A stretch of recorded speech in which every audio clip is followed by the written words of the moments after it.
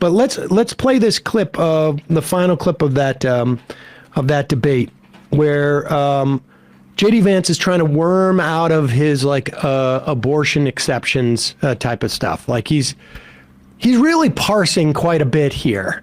Let's play this. That little girl was raped by an illegal immigrant, and both the media and Tim Ryan need to be honest about the fact that she would never have been raped in the first place if Tim Ryan had done his job on border security. So let's talk about the full picture and the full slate of exceptions, absolutely, but let's not let the Democrats off the hook for letting these career criminals into our state to prey on our little girls in the first place. Well, what are the full slate of exceptions? Look, there are a number of different exceptions here, and here's the thing that I want to say here is you cannot say with total confidence what every single exception in every single case is going to be. And let me offer just a specific example here. So I know a lot of pro-life people. I know people who have been pro-life since before I was born.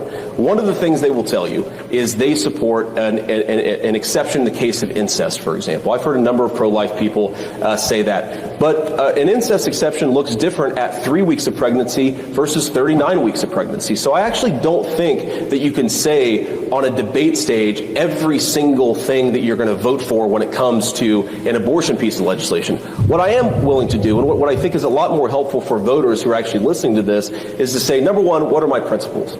My principles here are I want to save as many lives as possible, and I'd love to get us to a country where young women don't feel pressured by boyfriends, by family to have abortions, where adoption services are available, and where young women can get access to the health care that they need to have babies. That's some of the principles that I really care about.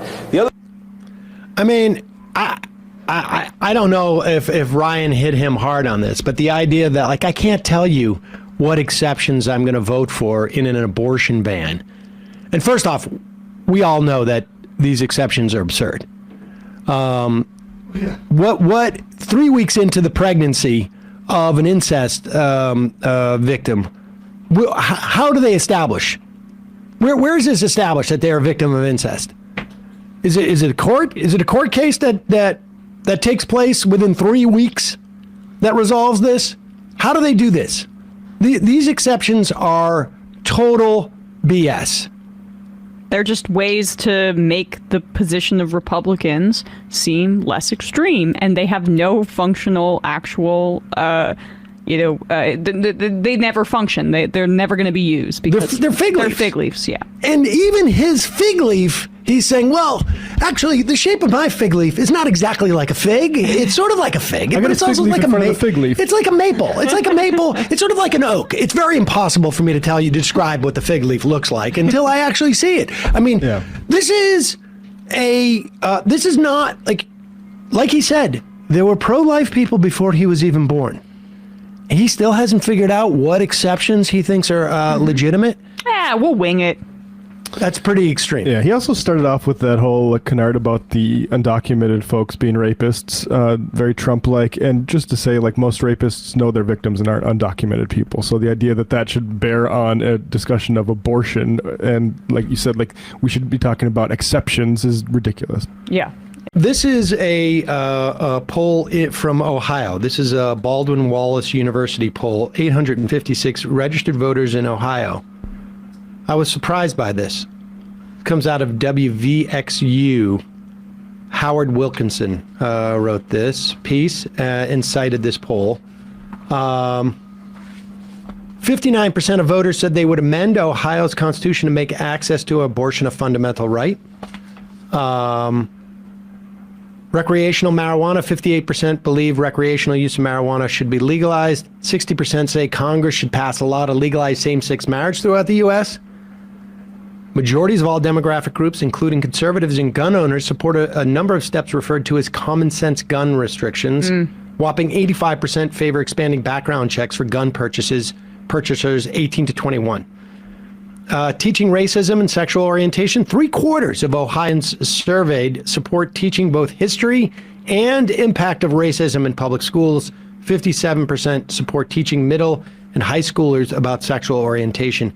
2 out of 3 Ohioans believe climate change is caused, at least in part, by human activity. I mean, the bottom line is, I think if Tim Ryan wins, I think that it shows that in some of these states that we perceive as red or purplish red, so much of it is aesthetics. You know, and maybe there's something, you know, slightly deeper than aesthetics, but it is, so much of it is about having a good campaigner and one that fits some type of narrative as to what an Ohioan or what a Pennsylvanian is like. And in both these races, with Ohio and Pennsylvania, you have someone who feels like a little bit of an outsider, certainly Oz more so because Fetterman's done such a good job of defining him that way. But JD Vance also comes off as a little bit of an outsider. I mean, he looks a little slicker on that stage. He's talking with he's sort of dancing around a little bit more, and Ryan's being more plain spoken. I would love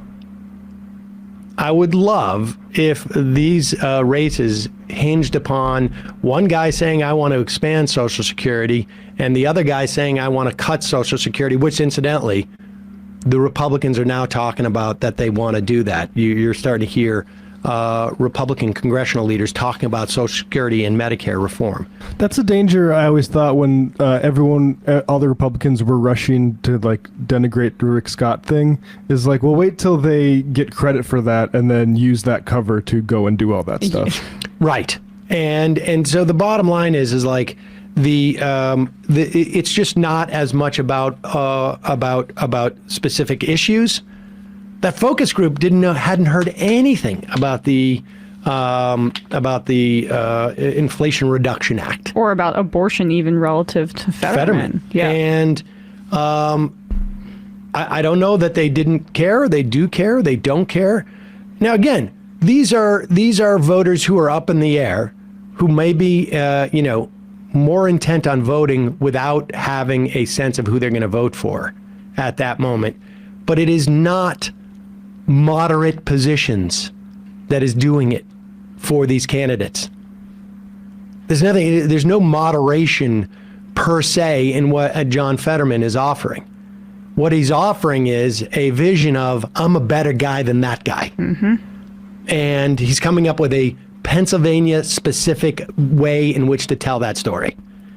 And Tim Ryan is doing the same thing in Ohio, where the odds are much more stacked against him. And both of them have run campaigns within the state multiple times. Fetterman in Braddock, Fetterman for lieutenant governor, and then Tim Ryan being a member of the House for a long period of time, where they know how to win, at least within those specific contexts, and they can kind of bring that blueprint to their Senate races. And I think that's making a difference for both of them right now.